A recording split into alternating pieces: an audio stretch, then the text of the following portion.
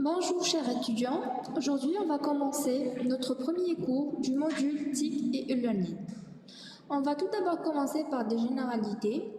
Vous allez trouver le cours détaillé sur la plateforme. Donc, on commence par la définition des technologies de l'information et de la communication appelées TIC, qui recouvre tous les nouveaux moyens et outils qui permettent de traiter, transmettre et conserver l'information électronique. Donc on peut dire qu'on peut regrouper les TIC par secteur suivant. Donc on a le traitement qui consiste au matériel et logiciel utilisé pour le traitement de l'information. Donc c'est l'équipement informatique. Donc, deuxièmement, on a la transmission. La transmission consiste à transmettre notre information via des réseaux et moyens de transmission et d'échange. On peut utiliser, par exemple, le Google Meet, c'est un moyen d'échange et de transmission d'informations. La conservation, c'est les supports de la conservation, donc on peut conserver notre information, donc c'est les moyens de stockage. Les TIC sont des outils générés par les progrès de la technologie de l'information et des télécoms, donc on peut dire c'est les télématiques. Les TIC sont présentes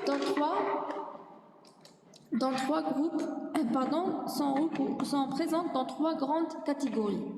Donc la première catégorie, c'est les télécommunications incluant les centres d'appel, la téléphonie mobile et les systèmes GPS.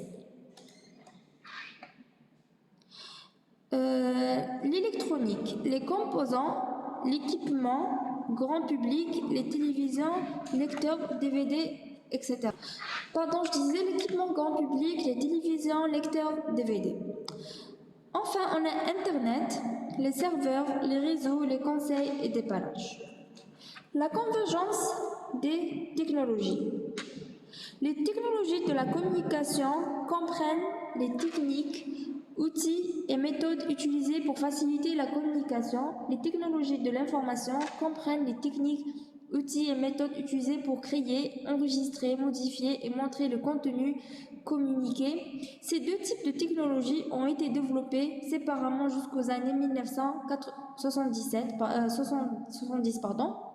Lorsque les technologies de l'information ont commencé à être appliquées au réseau de télécommunications, l'expression technologie de l'information et de la communication TIC a été adoptée pour refléter la convergence de ces deux types de technologies et des industries associées. Donc la naissance des TIC est due notamment à la convergence de l'informatique, des télécommunications et de l'audiovisuel. Donc on a un exemple.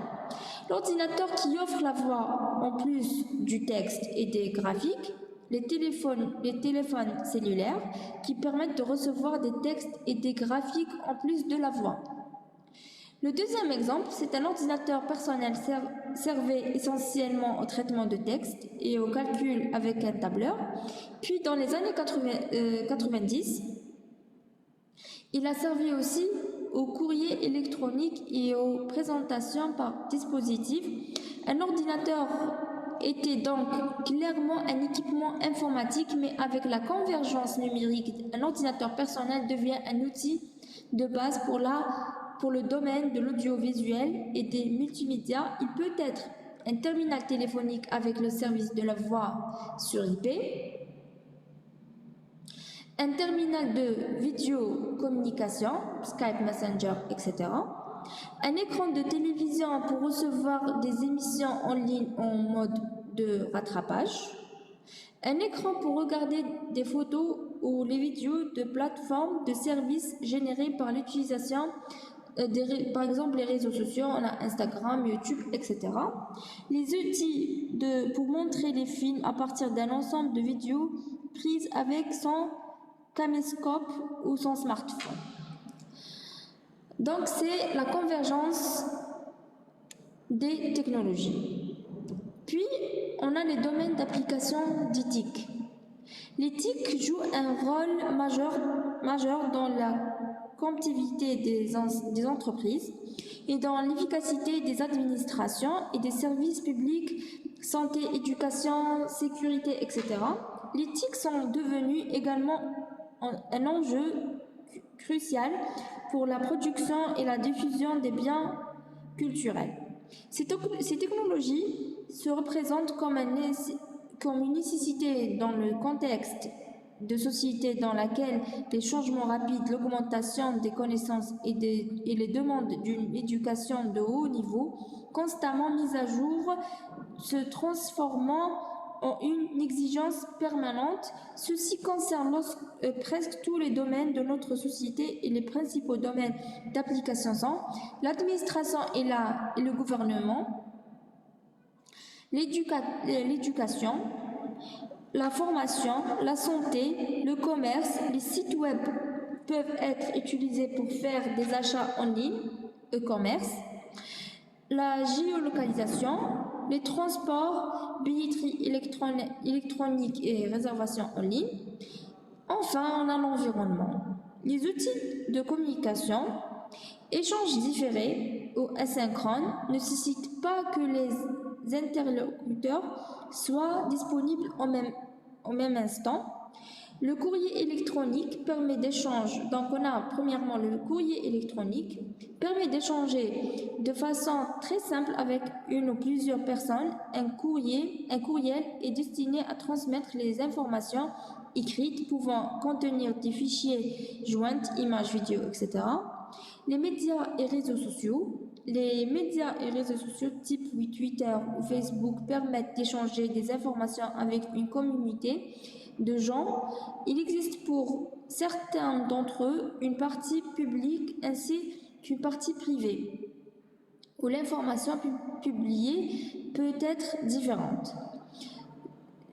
Les forums permettent d'échanger entre les gens sous forme de questions-réponses. Cet outil permet d'élaborer une base de connaissances par thème très utile pour une communauté partageant les mêmes besoins. Outre les outils web, on trouve également les SMS. Ce sont des mini-messages qui peuvent être envoyés sur le téléphone mobile. Leur principal avantage est de permettre d'échanger rapidement des informations depuis n'importe quel endroit. Le fax, très connu, le fax reste encore un moyen très utilisé pour envoyer des documents administratifs importants. Échange instantané ou synchrone, les interlocuteurs sont disponibles en même temps.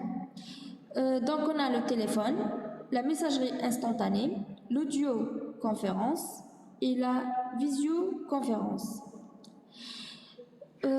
Enfin, on a le rôle d'éthique dans l'entreprise. Avantage de l'investissement dans l'éthique, elle simplifie la vie de tous les jours. Presque toutes les technologies populaires allant du téléphone à la voiture ont pour objectif final de réduire l'effort des humains. Un deuxième avantage, c'est la communication et la mobilité. Les systèmes de communication modernes ont réduit radicalement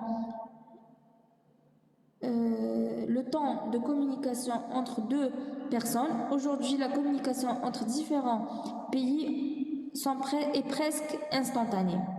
La technologie a aussi augmenté la productivité de presque tous les industries du monde. On produit plus utilisant moins de ressources et pour un plus grand nombre de personnes.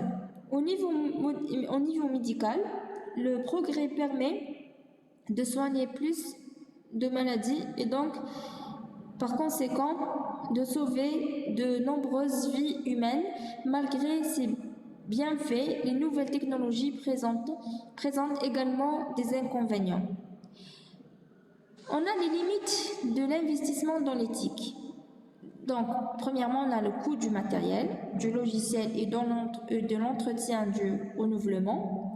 Il est fréquent de voir apparaître un suréquipement par rapport aux besoins et donc une sous-utilisation des logiciels, coût de la formation du personnel et sa résistance au changement, coût généré par la modification des structures, par la réorganisation du travail, par la surabondance des informations, réception des informations qui déstabilisent le moral, la paix et la sécurité de son entourage en particulier et du pays en général, fausses informations, des rumeurs, etc.